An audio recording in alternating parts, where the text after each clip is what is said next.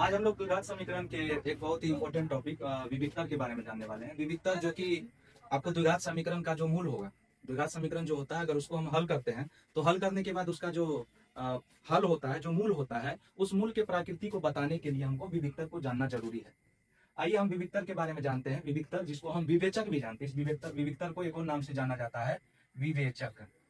और विवेचक को हम लोग किससे सूचित कर देते हैं? बड़ा डी से सूचित कर देते हैं। और द्विघात समीकरण का अगर बात करें तो द्विघात समीकरण जो होता है इसका अगर सामान्य रूप का बात किया जाए, द्विघात समीकरण का सामान्य रूप का अगर बात किया जाए तो सामान्य रूप होता है A X square plus B X plus C equal to 0।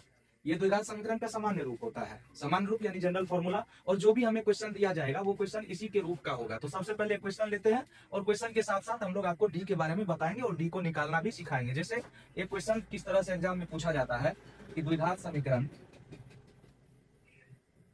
समीकरण 3x square plus 2x plus 5 बराबर 0 का विवेचक ज्ञात करें। विवेचक ज्ञात करें। तो इस प्रकार से आपको एग्जाम में क्वेश्चन पूछा जाता है, विवेचक ज्ञात करें। तो यहाँ पर सबसे पहले जानते हैं कि विवेचक होता क्या है। तो विवेचक जो होता है इसका फॉर्मूला अगर बात किया जाए तो डी बराबर होता है formula B square minus 4ac। इसको याद रखिएगा आप लोग।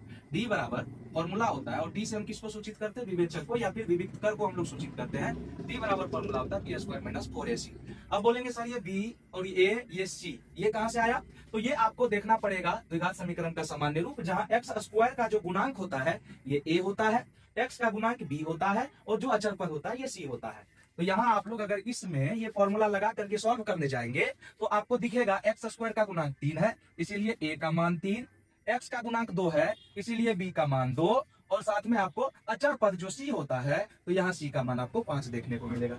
तो इस प्रकार से अगर आप विवेचक यानी डी का वैल्यू निकालने जाएंगे, ये फॉर्मूला होगा बी स्क्वायर माइनस 4ac, और बी स्क्वायर यानी 2 का स्क्वायर हो जाएगा माइनस 4, ए के जगह पर आप लोग ले लेंगे 3 गुना सी के जगह पर आप लोग ले लेंगे 5। और जब इसे सॉल्व करेंगे तो ये हो जाएगा 4 माइनस 4 या 12, 12 पंचे 60, ये 60 के बराबर हो जाएगा।